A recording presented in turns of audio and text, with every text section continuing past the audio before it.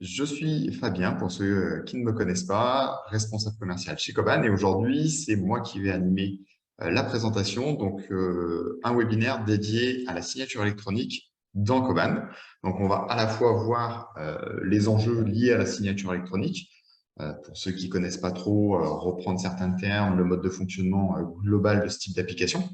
Et après, vraiment regarder de manière pragmatique dans Coban comment ça se passe. Alors, je vais vous partager mon écran. Allez, et on est parti. Donc, voilà, j'ai un petit support de présentation sur le sujet pour pouvoir avoir un support visuel à votre niveau et voir les différentes notions. Alors, comme je vous l'expliquais, on va voir en plusieurs temps. Déjà, on va refaire un point sur ce qu'est la signature électronique finalement, hein, de quoi parle-t-on. Deuxièmement, les avantages qui sont liés à ce type de pratique, comment ça peut vous aider au quotidien. Le point 3 sera le cas pratique dans Coban. Voilà, vraiment de voir, une fois que c'est paramétré, comment ça fonctionne pour les utilisateurs, la manière dont ça s'applique. Et puis après, on verra bien évidemment les limites à prendre en compte, puisque tout n'est pas faisable avec la signature électronique. Il y a certaines limites qui sont liées au mode de fonctionnement même, et puis des implémentations qui sont au niveau de l'outil. Et le dernier point qui est pas des moindres, et qui est la gestion des packs et des tarifs. Et c'est justement pour ça qu'on a refait ce webinaire, c'est qu'aujourd'hui, la fonctionnalité de signature électronique est implantée depuis quasiment 2 ans chez Coban. Certains d'entre vous, on a peut-être déjà échangé à ce sujet-là. Effectivement, le tarif qu'on avait avant était un petit peu élevé. On a réussi, voilà, Coban grandissant, grâce à vous notamment, on a pu négocier de meilleurs tarifs et on vous en fait bénéficier directement. Allez, c'est parti. Donc, de quoi parle-t-on quand on évoque la signature électronique? Alors, la signature électronique, c'est une mécanique qui permet de valider et de transmettre un document, notamment les devis, à vos clients et qui vont pouvoir signer électroniquement. Cette signature a une valeur légale équivalente à une signature manuscrite. Donc, le principe, c'est vraiment de se dire avec ce système, je vais certifier que le document qui a été envoyé est un document authentique qui correspond à une offre qui a été émise par la société, votre société, auprès d'un interlocuteur. Cet interlocuteur va pouvoir donc, via la procédure, signer ce document. Vous l'avez peut-être d'ailleurs vécu dans votre expérience personnelle. C'est de plus en plus courant, notamment dans les métiers de l'assurance ou bancaire, ou pour signature d'un contrat d'assurance, par exemple, si vous voulez prendre une nouvelle prestation chez votre assureur, il va vous envoyer un document que vous allez signer. Et des fois, ça se fait de manière dématérialisée. Donc ça, c'est vraiment le point qui est important sur la partie légale. C'est vraiment certifié. Le partenaire avec lequel on passe à les certifications, ce qu'on appelle EDIAS, c'est des certifications européennes qui permettent de valider que la signature est bien valide. Alors, la manière dont ça fonctionne, c'est relativement simple au final. Ça part de l'envoi du devis. Donc, au moment où vous allez envoyer le devis depuis Coban, alors, on verra vraiment de manière pragmatique comment on sélectionne la signature électronique au niveau de Coban dans l'usage. Mais voilà, vous allez réaliser votre devis, vous allez l'envoyer à votre client. Au moment de l'envoi, ça va passer par le partenaire qui va appliquer le certificat, et c'est ce certificat qui va donner la valeur légale du document et certifier qu'il est unique. Votre client va recevoir le document, il va pouvoir le consulter. S'il le souhaite, alors au niveau de la consultation, on verra aussi, mais le client va avoir accès au document, il va pouvoir bien évidemment le lire, il va pouvoir éventuellement, s'il le souhaite, imprimer, donc télécharger le PDF pour faire une signature classique avec un envoi direct sur signature, voilà, et puis envoi PDF, ce que certains de vos clients font peut-être. Mais s'il le souhaite, il va pouvoir signer ce document électroniquement et ça va générer un code SMS qui va permettre d'authentifier que la personne auquel on est en train d'envoyer est bien la personne signataire. Et derrière, Une fois que c'est signé, le document est archivé et vous avez la validation. Alors, ce qu'il faut noter, c'est une petite notion et une petite subtilité technique. En tant que tel, ce n'est pas le document signé par votre client que l'on va archiver, parce que ce n'est pas ce document qui a la valeur, c'est le certificat et toute la procédure du certificat qui va être archivée et qui va avoir une valeur juridique. Donc ça, on le stocke au niveau de Koban. Vous allez à la fois avoir le document PDF avec la signature de votre client, mais également le certificat qui valide toute la transaction. Je vois qu'il n'y a pas de questions dans le chat, donc je considère que c'est clair pour vous, mais voilà, n'hésitez pas à interrompre. Je vous invite à m'envoyer un message par rapport à ça. Alors, les avantages, il y en a plusieurs, je ne les ai pas tous listés, hein, ce n'était pas l'objectif de faire une liste à l'après-vert, mais c'était vraiment de reprendre les éléments les plus importants. Et par rapport à ça, le premier, c'est déjà que c'est une facilité d'envoi et d'échange de documents, puisqu'on va vraiment être dans l'envoi d'un document via un email. Et ça va, certains d'entre vous, je sais, font encore des envois papier parce que les clients les demandent. Donc là, on va vraiment être dans une logique complètement dématérialisée. Ça va accélérer la procédure de signature. Ça, c'est un point que nos clients qui l'utilisent le remontent fréquemment dans les avantages, c'est que finalement, vous allez envoyer le document au client. Le client va être directement sur l'interface, va pouvoir consulter le devis et il n'aura pas d'autre effort à faire, entre guillemets, que de cliquer sur un bouton « Signer le document ». Donc, c'est vraiment en termes d'interface utilisateur assez rapide et on peut vraiment gagner du temps par rapport à ça. Et ce qui vous permet également, autre usage, hein, on peut bien évidemment envoyer à distance, mais aussi de faire une offre en allant chez votre client et de lui envoyer pour signature électronique et de revalider avec lui et qu'il le signe tout de suite. Autre point, c'est qu'on sécurise les données, puisqu'il y a toute une procédure avec la clé d'authentification, ce qui fait que la procédure est sécurisée, les données le sont aussi, il y a des sauvegardes et toute une procédure légale. Quatrième point, alors qui est pas des moindres, c'est que ça permet de faire des économies. Alors, effectivement, la signature électronique a un coût en tant que tel, mais derrière, le fait de ne plus avoir des frais d'impression, de traitement et de déplacement pour faire signer le document, on va vraiment les gagner. Et également, on va avoir aussi toute une mécanique d'automatisation des processus, puisque finalement, quand le client va signer le document, la procédure va être remontée automatiquement dans Koban et on va pouvoir mettre en place des automatismes différents. Déjà, automatiquement, de base, le devis va être gagné, mais après, vous allez avoir tout le process derrière de traitement administratif dans Koban avec la prise en compte de la commande client, la facturation derrière. Ça, c'était le focus des avantages du mode de fonctionnement de la signature électronique. Et maintenant, ce que je vous propose, c'est d'aller voir très simplement dans Koban comment ça se passe, de faire un cas d'usage ensemble pour que vous puissiez voir la procédure. Et derrière, on verra aussi comment vous pouvez le mettre en place au niveau de Koban. Alors, pour le cas pratique dans Koban, je vais retourner. Voilà. Alors, pour ceux qui utilisent déjà Koban, c'est une interface que vous connaissez. Donc là, je suis sur un devis que j'ai déjà envoyé, mais je pourrais faire une version de devis par rapport à ça. Donc, c'est un devis que je vais envoyer, qui est déjà réalisé.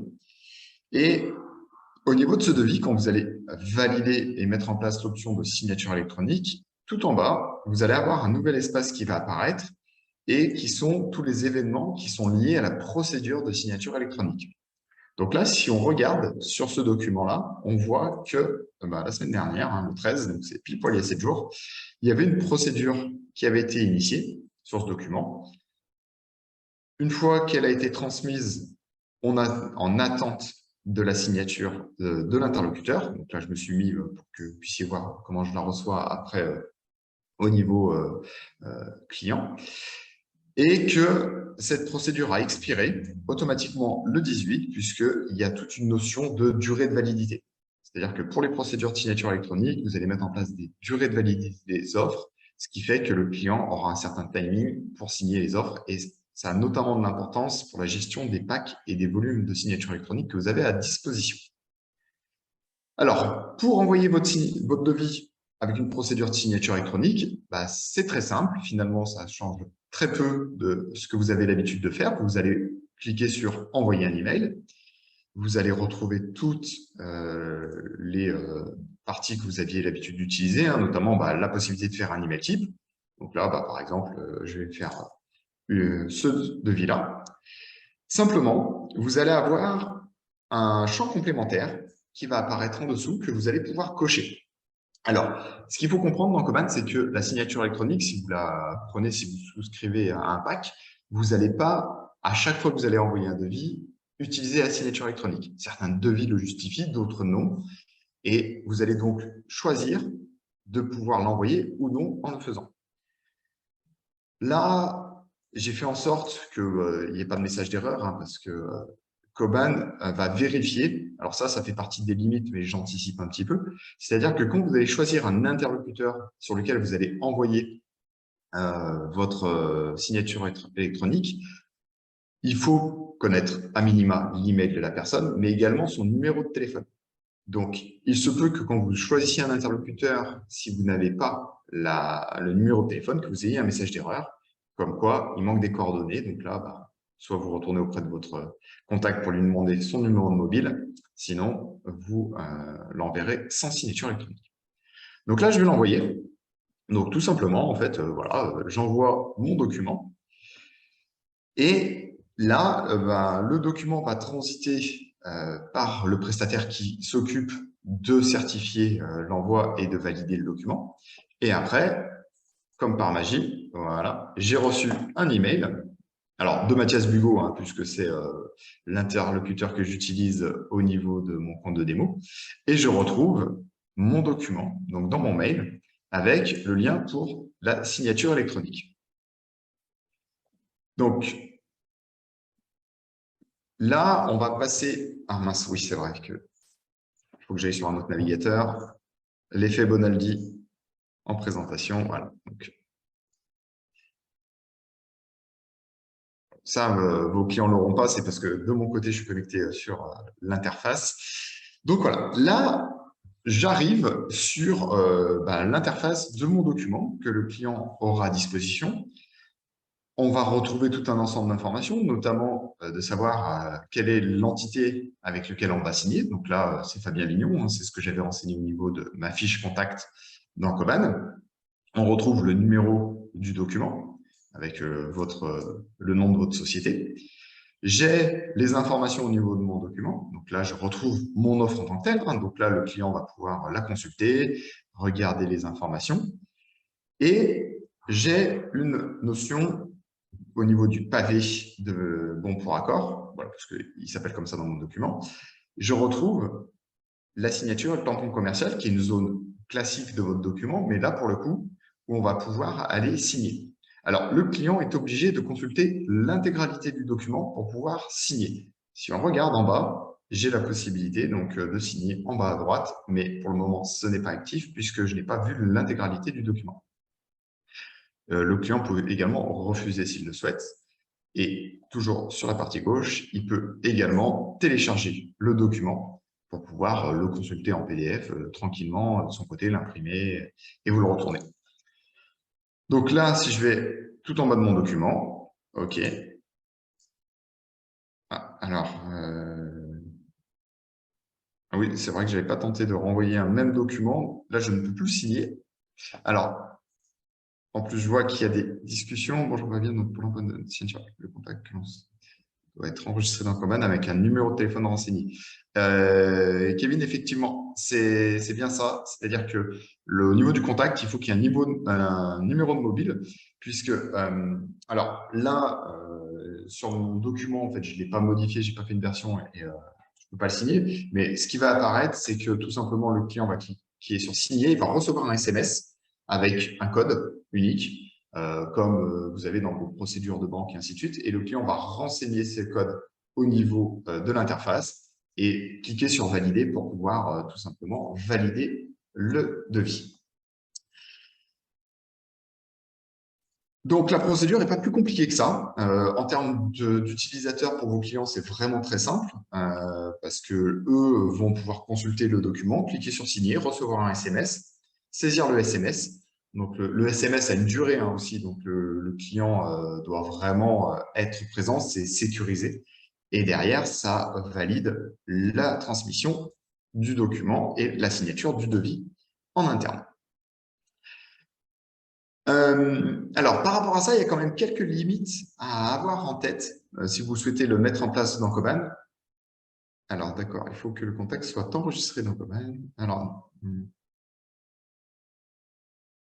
oui, voilà. Effectivement, c'est au niveau de la fiche du contact, hein, mais c'est comme sur un devis, quand vous envoyez un devis dans Coban, souvent il est associé à l'un des contacts et des interlocuteurs dans Coban, et c'est au niveau de la fiche du contact que vous allez renseigner l'email et son numéro de téléphone, et ça, c'est des informations que Coban va transmettre automatiquement pour la procédure. Donc là, c'est simplement vous renseignez bien la fiche du contact concerné, et derrière, ce sera intégré. Alors, au niveau des limites à prendre en compte, il y a déjà le fait qu'aujourd'hui, dans Coban, cette procédure de signature électronique ne concerne que les devis. On a eu d'autres demandes pour d'autres types de documents, notamment des bons de livraison ou des commandes. Oui, alors Jonathan, je répondrai à votre question à la fin, parce que ça fait partie des slides, donc c'est sur la partie décompte des signatures, mais c'est une très bonne question, et je vais y répondre sur sur le fonctionnement. Donc voilà, donc oui, pour le moment, ce ne sont que vos devis. On a eu d'autres demandes pour d'autres types de documents, donc c'est des choses qu'on fera évoluer en fonction du volume de retour, parce que pour le moment, c'est des demandes vraiment plutôt sporadiques. Donc voilà, on va voir un petit peu à l'usage, mais vous nous connaissez, donc on fera évoluer en fonction des retours.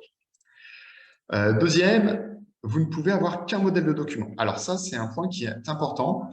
Je sais que certains d'entre vous ont plusieurs modèles de devis dans Coban parce que ils ont soit différents types d'offres ou des devis et des modèles, surtout, c'est le modèle, hein, c'est vraiment le document qui sont différents.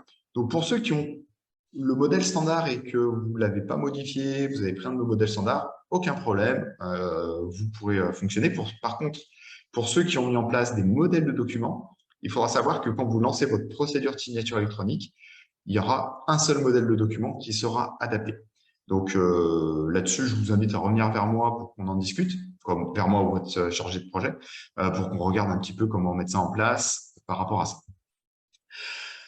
Ensuite, c'est un point important, ce n'est pas une signature électronique qui a valeur légale pour les réponses à appel d'offres.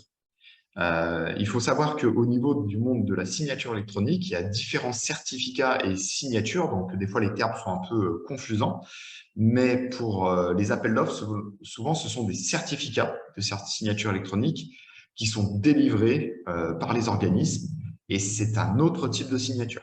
Donc là-dessus, c'est rien à voir, ça n'aura pas de valeur juridique dans le cadre d'une réponse à un appel d'offres public.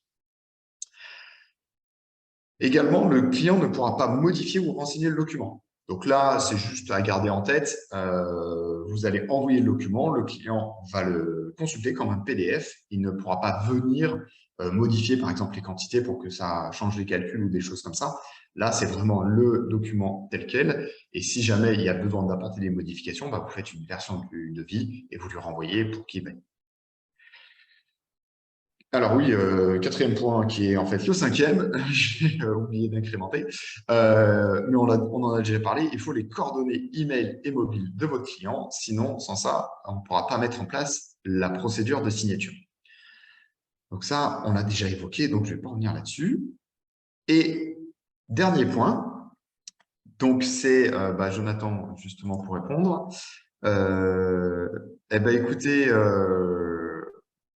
voilà, donc effectivement, ça ne vous correspondra pas puisque si vous répondez à des appels d'offres, ce n'est pas une signature valide pour ça. Donc en tout cas, merci pour votre disponibilité et puis on échange plus tard. Donc au niveau de la gestion des packs et des tarifs, il y a plusieurs choses. Déjà, vous allez acheter des packs. Alors ces packs, c'est des achats par 20 unités. Vous en achetez 20, vous pouvez en acheter plus s'il y a besoin d'un plus gros flux, mais vous les achetez 20 par 20, puis une fois qu'ils sont consommés, vous les rachetez au fur et à mesure. On a fait des packs de 20 parce que en fait, la durée de validité est de 1 an. Alors, pour certains, ça va aller très vite, mais pour d'autres, des fois, 20 dossiers en signature électronique, ça peut durer quelques mois, voire potentiellement une année. Donc là, il faut savoir que quand vous prenez vos signatures, vous avez une durée de validité de 1 an. D'ailleurs, je ne vous l'ai pas montré, mais sur l'interface administrateur de Coban, vous avez, quand vous passez dans les paramétrages, vous retrouvez aussi votre volume de signatures électroniques restantes. Donc là-dessus, vous avez une vision de tout ça. Et là, c'est pour vous, Jonathan, notamment, mais pour les autres aussi qui n'avaient pas posé encore la question. Alors, comment ça se passe? Quand vous allez envoyer une procédure de signature électronique, Coban va défalquer une unité, va décrémenter une unité de cette signature. Si le client valide la procédure, l'unité est retenue, on vous l'enlève de votre pack et donc c'est une signature qui est utilisée. Si le client vous valide le devis, mais par un autre moyen, donc on a vu qu'il pouvait vous l'envoyer par PDF, il peut télécharger le PDF, à ce moment-là, la procédure de signature électronique ne sert plus à rien et l'unité va être remise au niveau de votre stock dans votre pack. Et de la même manière, si la durée de validité du devis est expirée, à ce moment-là, votre unité va être réintégrée dans votre stock.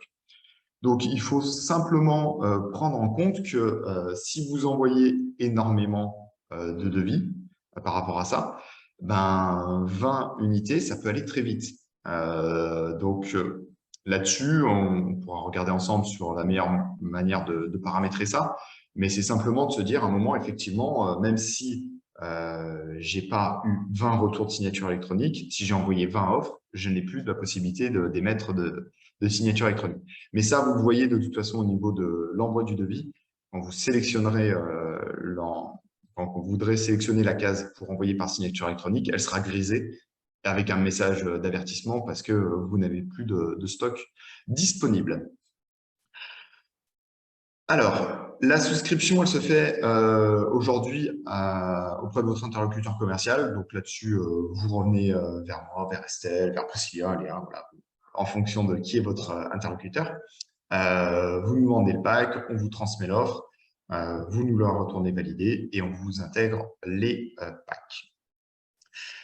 Le tarif aujourd'hui passe… Alors, avant, on était quasiment 2 fois plus cher et donc on a une négociation avec notre partenaire, ce qui nous a permis aujourd'hui de pouvoir passer sous la barre de l'euro. Donc, ça veut dire que pour chaque procédure de signature électronique, on est à 0,95 centimes. Donc, c'est voilà, en prix psychologique, on est à moins d'1 euro. Et puis surtout, 95 centimes pour le gain de temps, la certification, c'est plutôt intéressant maintenant de pouvoir la mettre en place. Donc, on est vraiment sur des packs assez très abordables même par rapport à ça. Et donc, ce sont des packs de 20 signatures, ce qui fera que pour chacun des packs, vous serez à 19 euros. Il n'y a pas de possibilité d'avoir de tarifs dégressifs. Aujourd'hui, voilà, c'est finalement, vous m'en demandiez un pack ou 10. Malheureusement, je pourrais vous proposer que ce même tarif. Donc, là-dessus, c'est vraiment de prendre le nombre de packs nécessaires dont vous avez besoin au départ pour pouvoir gérer votre roulement de packs de signature. Et puis après, on gère ça au fur et à mesure. Alors, au niveau de la mise en place de cette option, il n'y a pas de frais. Alors, je le précise avec le modèle de devis standard. Il n'y a pas de frais parce que c'est un plugin que l'on va pouvoir activer au niveau de votre interface. Donc, si vous souhaitez qu'on vous le fasse, on vous fera cette procédure. Il y a quelques paramétrages qu'il faudra définir, notamment la durée de validité des procédures quand vous les envoyez, sur combien de temps vous les laissez actives. Mais autre point qui est important, c'est le modèle de document. Donc, si aujourd'hui, vous êtes sur les documents standards de Coban, au niveau du paramétrage, il suffit de nous demander, alors même au niveau du support, vous pouvez le faire, mais en principe, on vous le fait à la mise en place, on va vous intégrer un modèle standard. Donc, c'est celui qu'on a vu tout à l'heure, qui est le modèle qui permet d'intégrer la signature électronique.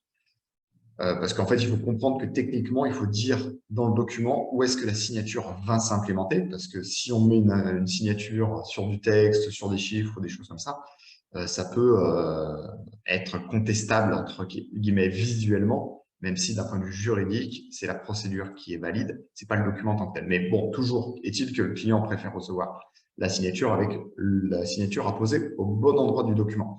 Donc, pour ceux qui ont fait des modèles de documents sur mesure, votre bon pour accord, vous l'avez placé un petit peu là où vous le souhaitez. Et donc là, il faudra qu'on fasse une petite modification. C'est pas très compliqué, mais c'est simplement, voilà, on le fera ensemble. Et donc là, vous pouvez vous-même le faire. Et si vous voulez qu'on vous le fasse, il y aura peut-être une prestation en fonction de la complexité de votre modèle de document. Mais de base, je pense que voilà, on peut l'appliquer, le mettre en place très rapidement. Et donc, si vous souhaitez déployer la signature électronique, ça peut être activable fin de semaine, ça peut être mis en place le temps qu'on vous envoie l'offre et que vous nous la retournez. Voilà pour ce webinaire. Donc, en termes de timing, on est plutôt pas mal. Il y a eu des questions qui ont été posées au fur et à mesure. Donc, je vais vous laisser quelques instants si vous souhaitez poser des questions. Et puis, sinon, vous revenez vers nous pour la mettre en place. Et puis, on s'occupera de vous pour faire ça très rapidement. Eh bien, écoutez, je ne vois pas de questions. Donc, je vous remercie pour votre disponibilité. Passez tous une excellente fin de semaine. Et puis, je vous dis à très bientôt sur Cobal.